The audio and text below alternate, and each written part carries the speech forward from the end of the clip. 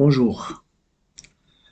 Dans cette vidéo qui est destinée aux élèves de première année bac sciences, première année bac sciences maths, et aussi pour les élèves de deuxième année bac sciences pour la révision.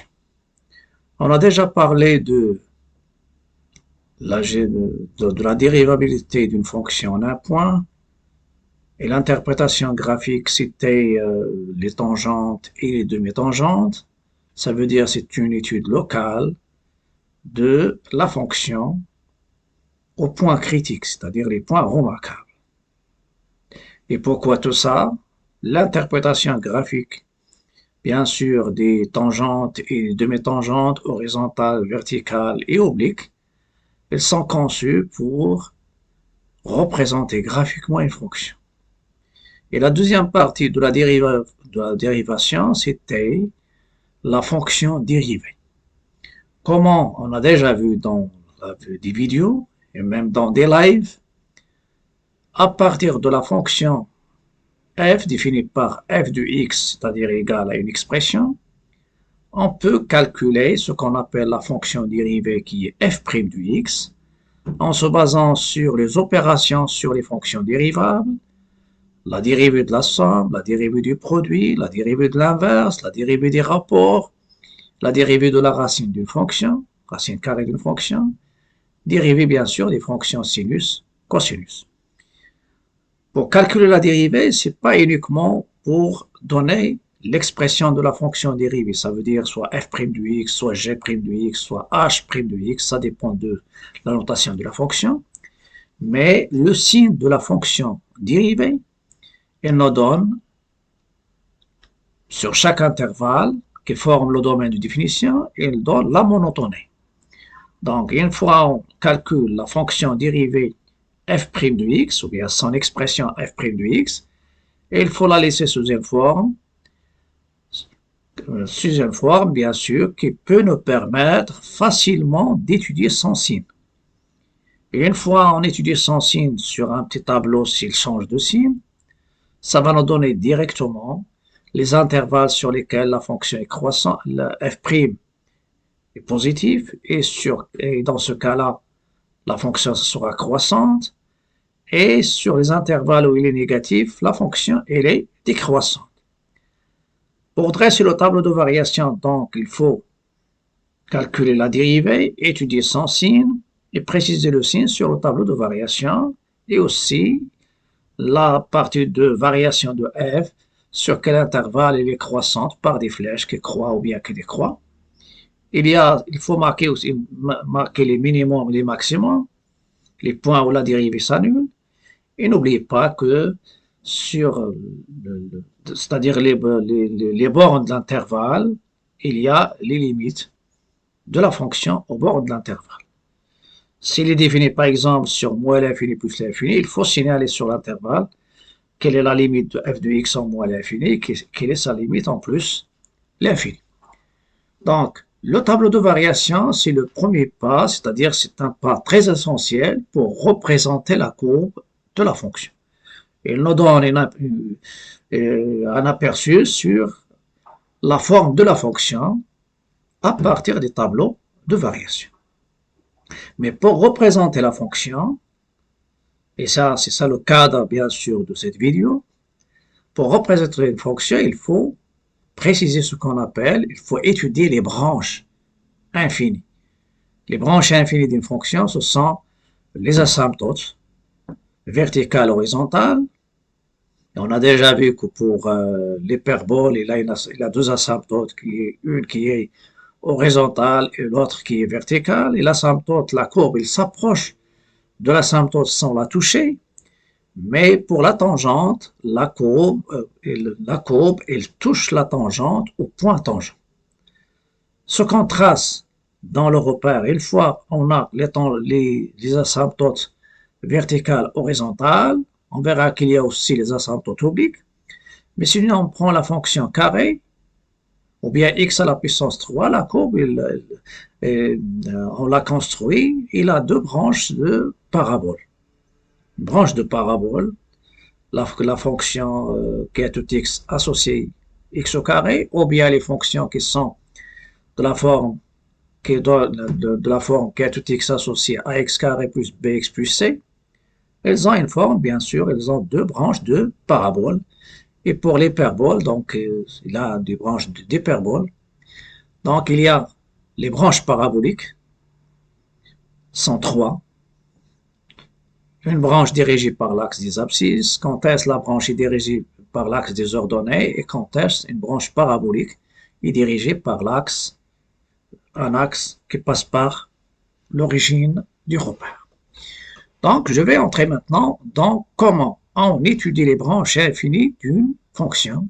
J'ai déjà signalé ici asymptote et branche parabolique. Asymptotes, ce sont des droites qui sont verticales ou bien horizontales ou bien obliques. Mais les branches paraboliques, ça veut dire la courbe, elle prend la forme d'une branche de parabole qui est dirigée soit par l'axe des abscisses, soit par l'axe des ordonnées, soit par un axe oblique. On commence maintenant. Je commence par quand est-ce je peux montrer qu'une fonction admet une asymptote verticale. La première chose, c'est le 1. Si limite de f de x lorsque x tend vers a égale l'infini. Et je signale que le a n'appartient pas au domaine de f. Lorsque je fais l'infini, ça veut dire plus ou moins l'infini. Donc, ça ne veut pas dire appartient à R. Donc, on doit bien sûr barrer ces choses-là. Donc, c'est pas dans R égale l'infini. Alors, C de f admet une asymptote verticale delta d'équation x égale a. Sur le tableau de variation, il y a des points où la fonction n'est pas définie. Ce sont, on les appelle les valeurs interdites. Les valeurs interdites, elles se représentent par des droites verticales qui sont les asymptotes verticales. Supposons dans ce cas-là, vous avez ça, c'est 1. Donc, l'asymptote, la fonction n'est pas définie au point x ou en 1. C'est normalement 1. Mais lorsque x s'approche de 1 par valeur inférieure à 1, parce qu'ici c'est 1, ça c'est 1, x s'approche de 1 par valeur inférieure, la courbe, il va s'approcher de l'asymptote. Voilà. Il s'approche de l'asymptote sans la toucher. Ça, c'est le cas de l'asymptote verticale. Ça veut dire, une fois je calcule les limites au bord des domaines de définition, dans ce cas-là, ça apparaît les asymptotes horizontales, verticales. Il y a aussi les asymptotes horizontales. Pour les asymptotes horizontales, et les autres asymptotes qui restent, asymptotes obliques, et les branches paraboliques, elles sont présentes en moins l'infini ou bien en plus l'infini. C'est la fonction est définie en moins l'infini ou bien définie en plus l'infini ou bien les deux. Si limite de f de x lorsque x tend vers l'infini, et lorsque je dis tend vers l'infini, ça veut dire soit plus l'infini, soit moins l'infini. Si dans le calcul, tu as trouvé un réel, alors lorsque x prend des valeurs qui s'approchent de moins l'infini ou bien qui s'approchent de plus l'infini,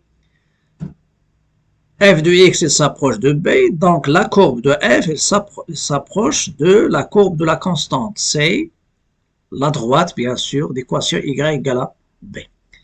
Alors, C de f admet une asymptote horizontale d'équation y égale à b en plus l'infini ou bien en moins l'infini. Si je prends le cas de l'illustration graphique ici, la courbe s'approche de l'asymptote horizontale au voisinage de moins l'infini. L'axe des abscisses positif, x s'approche de plus l'infini, x s'approche de moins l'infini. Lorsque x prend des valeurs très petites et négatives, alors C de f, il va s'approcher de l'asymptote et il est au-dessous de l'asymptote. Il peut s'approcher, bien sûr. Voilà. Ça, c'est la deuxième asymptote. Maintenant, quand est-ce je peux dire qu'une droite est une asymptote oblique à la courbe d'une fonction? Asymptote oblique. Et je dis que la représentation graphique, elle commence en première année, surtout dans ce semestre, Et bien sûr, l'année prochaine, c'est-à-dire toute l'année de bac, il y a les représentations graphiques. Même pour les gens qui vont passer le bac, il faut, qui ont des problèmes sur les branches infinies, il faut revenir pour voir les étapes à suivre pour étudier les variations d'une fonction. Si limite de f de x lorsque x tend vers soit plus l'infini ou bien moins l'infini est égal à plus ou moins l'infini. Donc il y a ici, ça regroupe 4 cas. La limite en plus l'infini, c'est plus l'infini, ou bien moins l'infini, et la limite en moins l'infini, soit plus l'infini, soit moins l'infini. Dans ce cas-là, on n'a pas trouvé un réel. Si c'était un réel, c'est l'asymptote horizontale. Donc, je calcule la limite de f de x sur x lorsque x tend vers soit plus l'infini, soit moins l'infini, et je trouve un a. Si je trouve un réel non nul, dans ce cas-là, je vais calculer la limite de f de x moins ax. Ces calculs se font soit en plus l'infini, les 3, ou bien en moins l'infini, les 3. Si vous avez la limite de f de x moins ax lorsque x tend vers plus l'infini ou bien moins l'infini, ça dépend de tes calculs, ça donne un réel b. Dans ce cas-là, on dit que la droite d d'équation y égale ax plus b est une asymptote oblique à cf, soit en plus l'infini, soit en moins l'infini, ou bien les deux. Ça, c'est, donc, une fois, ça, c'est une technique. Parfois, dans des exercices, on vous demande montrer que la droite d d'équation y égale ax plus b est une asymptote oblique. Dans ce cas-là, le chemin le plus facile, c'est si on vous donne l'équation de l'asymptote oblique, vous n'avez qu'à montrer que la limite de f de x moins le ax plus b moins ce y, il faut qu'elle soit nulle. Soit en plus l'infini, soit en moins l'infini. Voilà. Donc ici, il y a la technique, il y a la définition. Ça, c'est la définition. Pour ne pas la confondre, bien sûr, avec le D, la droite. L'illustration graphique, ou bien l'interprétation graphique, voilà, ça c'est x tend vers plus, ça c'est l'axe des abscisses, ça c'est l'axe des x, l'axe des y, et ça c'est la courbe. Lorsque x s'approche, prend des valeurs très grandes et positives, vous pouvez remarquer que la courbe qui est en vert, ce qui m'intéresse, c'est son comportement voisinage de plus l'infini, la courbe, il s'approche de l'asymptote. Ça, c'est un minimum. Bien sûr, l'étude, soit en plus l'infini, soit en moins l'infini. Pour l'interprétation graphique, c'est voisinage de plus l'infini. Et normalement, la courbe, elle croît, elle s'approche de la droite ici. C'est un exemple d d'équation y égale à x moins 1 qui est asymptote horizontale. Donc, une fois s'il y a les asymptotes, on a un tableau de variation pour passer à la courbe. Et je vais laisser bien sûr des liens des vidéos concernant la construction. Donc, comment on étudie les branches infinies, comme question étudier les branches infinies, et comment on représente la courbe d'une fonction. On a terminé les 3 asymptotes horizontales, verticales, obliques. On va passer aux branches paraboliques. Quatrième. Supposons qu'on a la limite de f de x, soit en plus l'infini égale à plus ou moins l'infini, ou bien en moins l'infini égale à plus ou moins l'infini. Et supposons que j'étudie les branches infinies en plus l'infini. Limite de f de x en plus l'infini, ça donne l'infini, avec plus ou moins. Et la limite de f de x sur x, lorsque x tend vers plus l'infini, je n'ai pas trouvé un réel, mais j'ai trouvé l'infini, soit positif, soit négatif. Alors, C de f, comme le cas de la parabole, C de f admet une branche parabolique dirigée par l'axe des x. Voilà, l'axe des y, c'est ça, l'axe, bien sûr, des ordonnées. Ça, c'est l'axe des y. L'axe des x, il y a l'axe des y. Voilà, je corrige un peu. Ça, c'est f de x, f de x. Lorsque x prend des valeurs très grandes et positives, la courbe de f, il prend la forme d'une branche de parabole. Voilà. Et cette branche de parabole, il est dirigée par l'axe des y. Il est dirigé par l'axe des y. Voilà. L'axe. Il est dirigé par l'axe des y. Ça, c'est l'autre cas. Donc, dirigé par l'axe des y. Voilà. Voilà. J'efface un peu. Voilà, c'est ça, l'axe des y. Ça ne marche pas, mais à vous d'ajouter l'axe des y. Donc, la courbe de f, elle prend la forme d'une. Ça, c'est le cas de la limite de f de x en plus l'infini égale plus l'infini. Et là, le rapport, la limite de f de x sur x en plus l'infini, c'est plus l'infini. On peut avoir la courbe, elle décroît et elle prend la forme d'une branche de parabole dirigée par l'axe des ordonnées. Il y a le cas qu'on a déjà aussi vu dans la fonction racine de x, la racine qui est tout x associée à la racine carrée de x. Si limite de f de x en plus l'infini, pardon, c'est pas ça, voilà, donc f de x en plus l'infini, voilà, et f de x sur x, dans les pages que j'ai déjà passées, s'il y a bien sûr, s'il n'y a pas cette parenthèse, vous pouvez l'ajouter.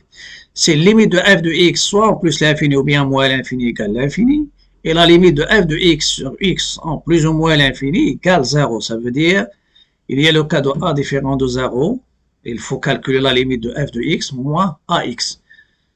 En plus, ou bien moins l'infini, s'il donne un réel b, vous êtes dans le cas d'une asymptote oblique d'équation y égale ax plus b. Mais maintenant, on a trouvé la limite des rapports lorsque x tend vers plus ou moins l'infini, ça donne 0. Alors, C de f admet une branche parabolique, on dit de direction asymptotique, ou bien branche parabolique dirigée par l'axe des abscisses. C'est ça le cas. La courbe, elle croît, à un certain moment, elle prend la forme d'une branche de parabole dirigée par l'axe des x. Qu'est-ce que ça veut dire une branche de parabole? L'asymptote, la courbe, elle s'approche bien sûr de l'asymptote, mais la branche parabolique, la courbe, elle croît, et cette distance entre la direction qui est l'axe des abscisses, elle augmente normalement d'une manière, c'est-à-dire il s'éloigne de telle sorte que la courbe elle prend la forme d'une branche de parabole. Branche de parabole dirigée par l'axe des abscisses dans ce cas-là.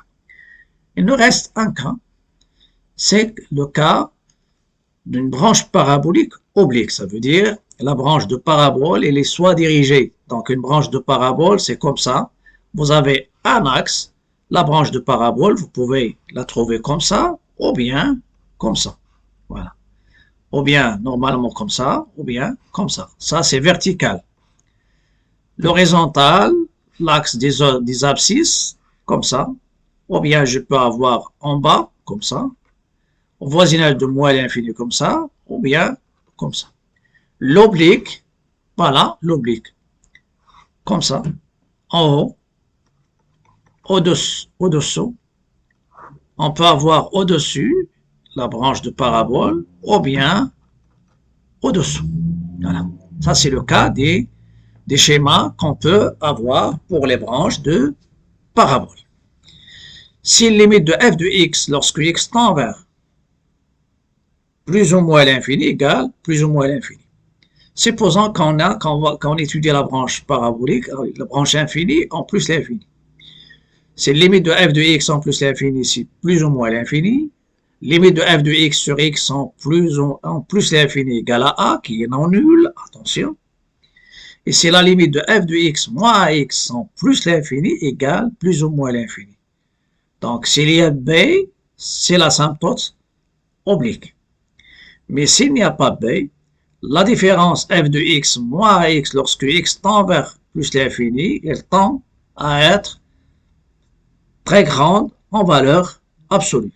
Ça veut dire il s'éloigne. C'est pourquoi je trouve, c'est ça, la branche de parabole qu'on l'appelle delta, la direction, pardon, c'est delta, et la courbe, soit il croît, soit il décroît. Soit ce cas-là, ça c'est au voisinage de plus l'infini, au voisinage de moins l'infini, il décroît, et en bas, il croît. Donc je complète. Si vous avez ces trois conditions, alors C de F admet une branche parabolique de direction à la droite delta d'équation y égale à ax en plus l'infini. Voilà. En plus l'infini. L'interprétation graphique, j'ai pris un exemple. Vous avez, supposons que dans la courbe que vous avez trouvé y égale à x, c'est la direction de la branche parabolique. Donc, avec deux points, l'origine et un autre point, le point 1, la règle, je trace la direction. Et dans le tableau de variation, normalement, il faut lire le tableau de variation. Donc, s'il croît, et à un certain moment, la courbe, donc les tangentes à la courbe tendent à être parallèles à la direction. Voilà. Ça, c'est croissante. C'est les décroissantes, ça sera ici. En moins l'infini, c'est ici, ou bien ici. Donc, ça, c'est pour le cours. Mais je vais vous laisser, bien sûr, voir liens vidéo, exercices. Il n'y a pas, on peut avoir une vidéo ou bien plusieurs vidéos dans la boîte de description. Donc, je vais ajouter dans la boîte de description les liens d'une vidéo ou bien deux vidéos, ou bien plus, bien sûr, dans lesquelles il y a une étude complète d'une fonction, ou bien il y a aussi des exercices d'application. Donc, ça sera tout pour cette vidéo. N'oubliez pas de liker, partager, commenter. N'oubliez pas aussi de s'abonner à ma chaîne, ça c'est l'essentiel pour m'encourager. Activez la cloche pour recevoir tout ce qui est nouveau. Et sur ma chaîne, essayez de revenir au direct. Dans les directs, il y a pas mal de directs concernant soit, si vous êtes dans la première année, soit sciences maths, soit sciences expérimentales, soit bac sciences et techniques. Il y a des lives concernant les premières années bac. Si tu es bien sûr en bac, dans ce cas-là, c'est l'occasion de réviser les branches infinies. Et dans les lives, et même dans les playlists concernant l'étude de fonctions, surtout, vous trouvez tout ce que vous voulez dans les playlists et dans ma chaîne. À bientôt et à la prochaine vidéo.